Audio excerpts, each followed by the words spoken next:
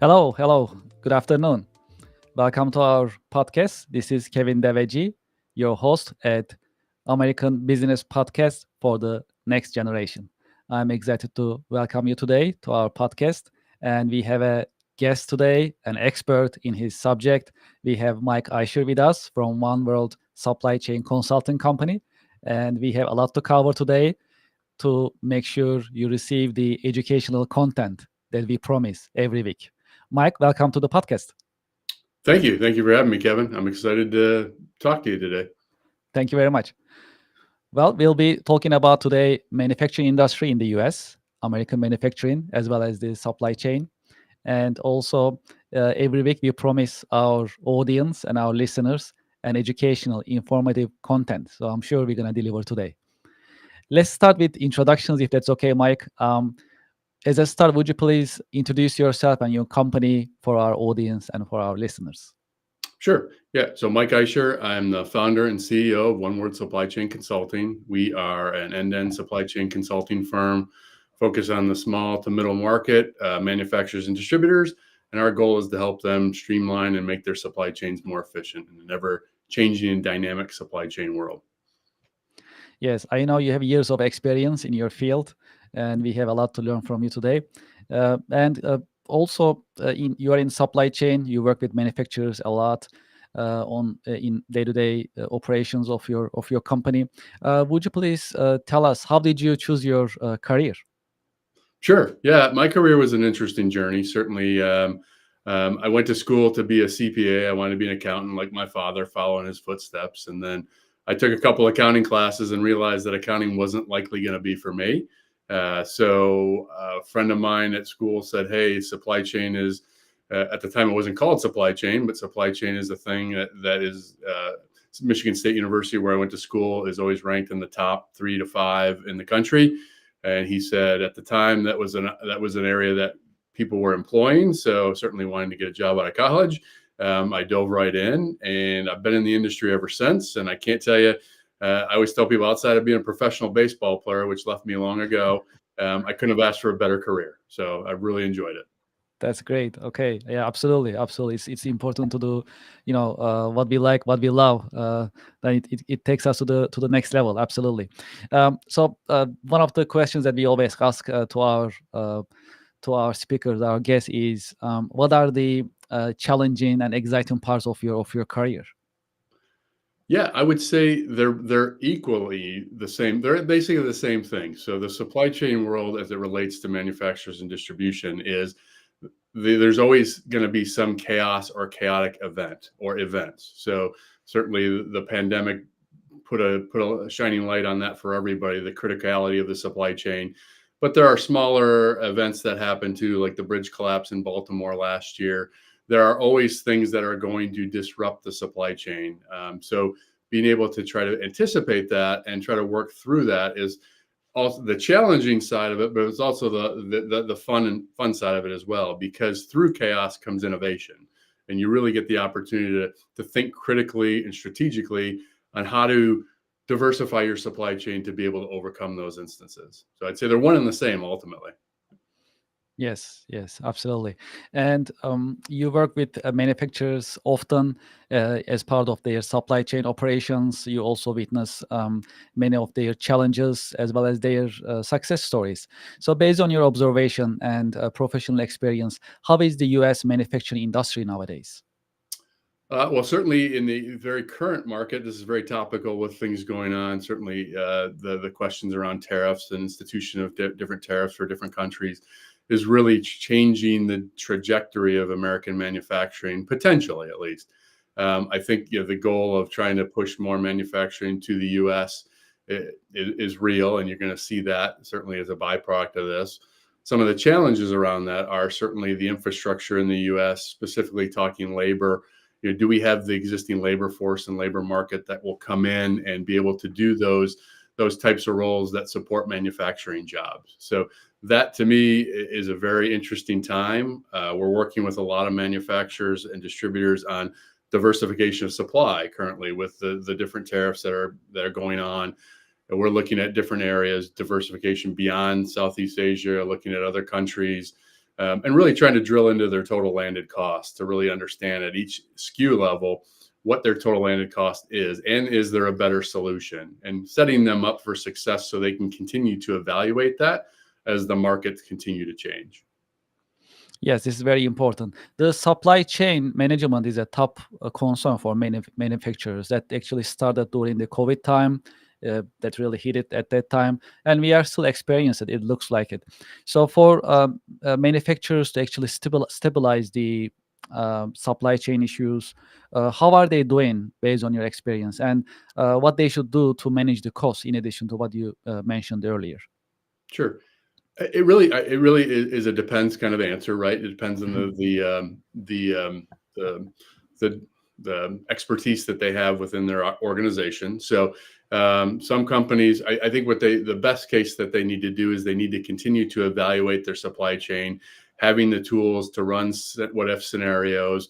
Looking at, I mean, it starts from certainly raw materials or or finished goods based on what they're bringing in, but it's all the way through the value chain. Do they have the right? Are they in the right locations? Are they, are they focused on a quality distribution network that they can then lean on, and it's adaptable. So as we talked about, supply chain issues happen all the time. So having that ability to pivot, and not just be reactive, but be proactive as well. So continuing, those that do it well and have it as a differentiator are those that are actively working on their supply chain consistently. So those that struggle, and through no fault of their own, often they have a great product, they know how to do it, they know how to build it, they know how to sell it, but distributing it often can be a struggle. So that's where we try to come in and help them say, hey, there may be better ways or better opportunities to streamline your supply chain to make you more competitive, and we try to turn them into a best-in-class organization if we can. We try to help them.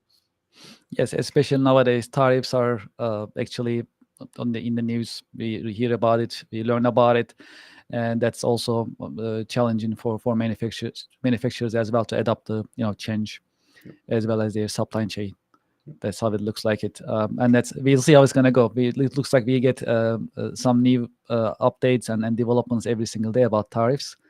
So it's absolutely affecting manufacturers and will be affecting. Yep. For sure. So let's talk about the manufacturers and their adaptation to high technology. Mhm. So utilizing technology for manufacturers, especially U.S. manufacturing, is critical to be competitive nationally and internationally. Based on your observation and experience, how do you see manufacturers are adapting to high technology in their operations, and what do you see moving forward? Let's say next 5 years is going to be for manufacturers in terms of high technology implementations. Sure. Well, I think first and foremost, it's certainly the adoption of robotics in manufacturing facilities. Certainly, there's certainly industries that do that very well, and others that are still in the infancy of that. So I think that's going to be an important, as we talk about labor and questions around labor to support these manufacturing organizations as they start to build and scale in the U.S. I think automation is going to be the first tip of the spear, if you will, from a productivity standpoint. So those that are leaning into it, and not just on the manufacturing floor, but also on the movement of goods. So certainly, robotic processes, moving of goods from good to person to even unloading at their docks to try to automate as much as possible. Second piece is certainly leaning into the technology space from a back office, right? Oftentimes you see organizations that have this great tech in the front, and they're like Jetsons in the front and Flintstones in the back, right? So there's just this thing that they're not leaning into technology on the backside. So I think you're going to see a Yes, lot of I like your analogy. Yes, absolutely. you're going to start a lot of companies starting to lean into more, and certainly AI is a huge piece of that, and how that's going to change the organizations and how they think and work. Yes, let's talk about AI, right? That's an important subject matter. It's also very popular. So what is your take in terms of AI? What is your take on the AI? How it's going to change our lives? How it is changing right now? We are actually experiencing on daily basis pretty much how it's going to change our life, manufacturers, as well as business world. I mean, there's different schools of thought on that, and certainly I think AI is a phenomenal tool for us to leverage and use to help streamline and really to help us reduce and automate redundant tasks that maybe are non-value added. So really helping folks that can focus on adding value to the organization. Now, like anything, AI is right now, it's only as good as the people that are working with it. So I think that you're starting to see that kind of that job shift, and AI adoption. Those folks, they call them prompt engineers. I heard that term. Those folks are going to be critical for organizations because they're going to need to know and how to leverage AI within organizations. I know a lot of organizations want to make sure that they have a captive AI system so their data is not out being shared or being compromised. So I know data and data security is certainly a top of mind for most organizations as well. But I think if you're not leaning into AI some way, shape, or form, you're certainly going to be behind.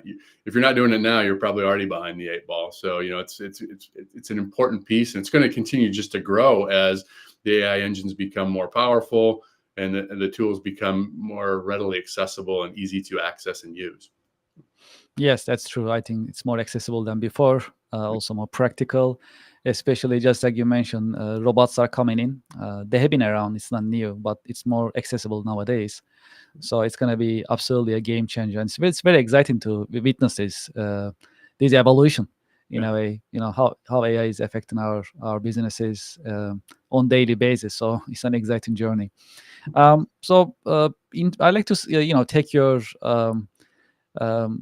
view in terms of coming years. So a couple of things are very important for manufacturing and supply chain in terms of economy, general economy, economic conditions, as well as the job market. What is your take in terms of the features? What are your predictions for 2025 and beyond moving forward? How it's going to be? That's an interesting one right now. Yes, a lot to unpack. Yes. Because we are in a constantly changing environment right now. And I think, I believe what I've seen, at least, certainly a lot of folks were waiting until the election to see what happened, to see what they were going to do strategically. So I think once we got through post-election and things started to kind of loosen up and organizations started to do more planning. But certainly now with the questions on tariffs, what that's going to look like, when it's going to be implemented, what's not, what is, that is causing additional kind of chaos, and people are starting to think, hold back and think more critically again. So I see it continuing. At least, again, it's gonna really be driven by the tariff policies and what ends up happening and when it ends up happening. I think you're going to continue to see organizations diversify their supply, looking for other trade-friendly countries, and seeing how we can leverage those trade-friendly countries. Like certainly South America could be a great option. Africa is that sleeping giant that certainly isn't ready yet, but at some point in time, Africa is going to be probably a very strong global player as well. So I think for the short term, it's going to be really those that have adaptability and have processes in place to really look critically at their supply chain, their manufacturing operations will lead the charge on being ahead of the game. The others will possibly struggle to adapt and to maintain share and maintain profitability. I mean, certainly the question will be, does that get passed on to the end consumer, right? So at the end of the day, yes. So that will be a question for sure. From a labor market standpoint, the second part of that question, it's going to be, again, I think it's a unique thing as well, because I think a lot of organizations are starting to kind of put a hold on that based on they're not sure where they're going to go. So they want to know a lot of hiring is starting to slow again. It usually slows at the end of the year because companies do, they're protecting their profitability and they want to hit their bottom line numbers at the end of the year. And it usually frees up January, February, and it started to, and it's kind of slowed a little bit, but I mean, there's still companies are still hiring for critical roles. And I see that kind of continuing until whatever this is going to look like, what it shakes out to. And there's some predictability and organizations know where they're headed. So, yeah, that's very critical. Also, the first part of the question that you address, the international trade, right? In terms of Africa, South America becomes more important than before in terms of supply chain. That's also an exciting subject matter. This just shifted towards the job market and also the feature workforce. What is your take on internship programs and apprenticeship programs to develop future workforce? I think they're great. I think that it's certainly dependent upon what types of, on the corporate world, internship, certainly on the skilled trades world, apprenticeships. I think that is truly where you're going to learn the real world experience, right? So Mhm. you're going to understand, you're going to get a flavor for what you like and what you don't like. And I think, I'm a product of a university. A lot of us are. I think you go into a university at 17 years old and you're supposed to determine the rest of your life, right? And most of us at 17 years old don't really have an idea what we want to be when we grow up. So, Yes. and that's changed dramatically now with the advent of social media and certainly influencers and all the kind of stuff that goes around that as well. So there's just a different sensibility with folks in the labor market today. So I think that's going to continue to be an interesting dynamic in how. But I think that again, the internships and apprenticeships are key for people to get understanding of, gives them the opportunity to work in a field and say, okay, I like this, I don't like it, I'm not sure, so it gives them some opportunities to further explore their what they may or may not like and find their passion. I'm all about people finding their passion, because if you find your passion, what's the saying, you never work a day in your life, right? Yes, I think that's a great quote. Absolutely, absolutely. And yeah, to your point, I mean, in a young age, to make those important decisions are not easy. Absolutely. So absolutely, the internship is a great introductions to the industry or to a profession. So I think that's very exciting. Also, in coming weeks, we'll be also talking about apprenticeship programs. So there are really structured apprenticeship programs for manufacturing industry, and get the next generation to work in manufacturing, because one of the challenges in manufacturing is getting the talent and introducing manufacturing to the next generation. Nowadays, you also witness it yourself. The manufacturing environment, the work environment is modern, and there's a lot of high tech operations involved, just like we discussed earlier. So the introductions of manufacturing to the next generation is critical. So apprenticeship programs definitely serve that purpose. So we definitely love to emphasize also in coming weeks as well at our podcast. Also, you talk about the passion, right? To having the right career, so that it's not gonna be like a job. You're just gonna be doing what you enjoy with people that you like to enjoy, you like to work with. So that's also very exciting piece of advice. One of the important missions of our podcast is to share these ideas and suggestions with the next generation. We have a mix of audience from the current generation and the next generation coming in, so that's definitely important to share it at our podcast. Also, what are your suggestions for the next generation workforce and the new generation coming in as Sure. future leaders? What would be your suggestions for them to choose their career path, as well as furthering the career path that they chose? I try to tell individuals, younger generation individuals, be curious, try to understand and explore areas that you may not think sound exciting or interesting, but those Mhm. may end up actually being the most interesting things you've ever done. And I have a personal example. I spent about 4.5 years in the cement industry. And if you'd have told me coming out of college that I would have worked in cement, I would have told you that there's no way. It doesn't sound interesting, doesn't sound fun. But it was literally one of probably the best times in my career I've ever had. It was just transformational for me. Learned a ton about an industry that I knew nothing about at the time.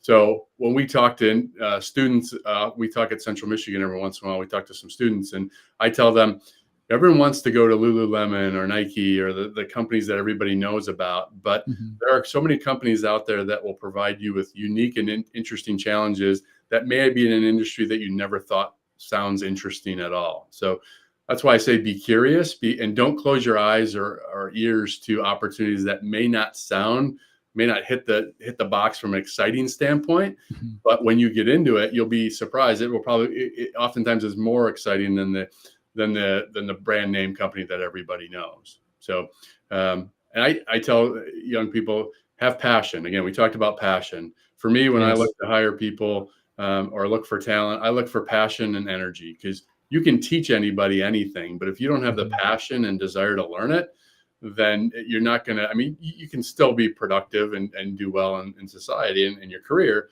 but you won't probably ascend to that next level that you may want to go to. So, and then your part about leadership. So that's an interesting one, because leadership isn't always taught, right? I mean, there's a piece of leadership, empathy, that is a key piece of leadership in today's world. You may have a team of 50 people, but each one of those individuals has something different. They learn differently. They're inspired differently. So as a leader, you have to learn to be able to adapt to those individuals on a one-on-one basis. And I tell people the hardest thing you'll ever do as a leader is becoming a leader for the first time, because you go from an individual contributor to a leader. So you're leading people without really any real experience with it, going into it, right? So I always tell people that's going to be the hardest transition you're going to make, because you're used to contributing and doing and having I've got tangible results. Whereas when you're leading, it's not always a tangible result. So that's a challenge and a shift that individuals need to make in their leadership journey. Yes, these are really important points, much appreciated, especially for the next generation. Nowadays, it's easier to access information, right? They can learn faster, they can get and observe more information in a shorter period of time. And on top of it, these important suggestions based on experience is also very critical and very helpful. Before we are coming to the end of our podcast, would you like to share any message with the next generation before we end our episode? Yeah, I would say, again, kind of doubling down on what I said, just being curious and learning. And I would say networking. The power of networking in today's world is so much more important than it was in the past. With all the opportunities you have with LinkedIn, networking groups, there's a saying out there: your network is your net worth. So lean into your network, because that's where your community is going to come from. That's where possibly, you never know where different job opportunities are going to come from, because your network is really drives it can drive you educationally, because I get to meet a lot of people in a lot of industries that I would have never met had I not been in networking groups or had done networking heavily. So again, it goes back to just being curious and just asking questions, connecting with people.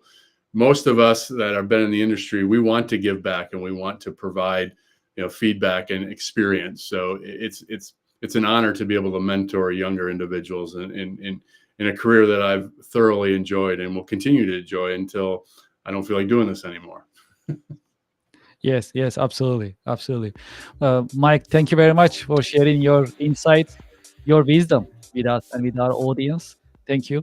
And I'm going to see you soon, hopefully in May at the trade show. So I'm definitely looking forward to it. Thank you very much. And also to our audience and to our listeners, thank you for joining today's podcast. Looking forward to seeing you at our coming episode sessions at American Business Podcast for the Next Generation. Thank you very much. Have a nice day.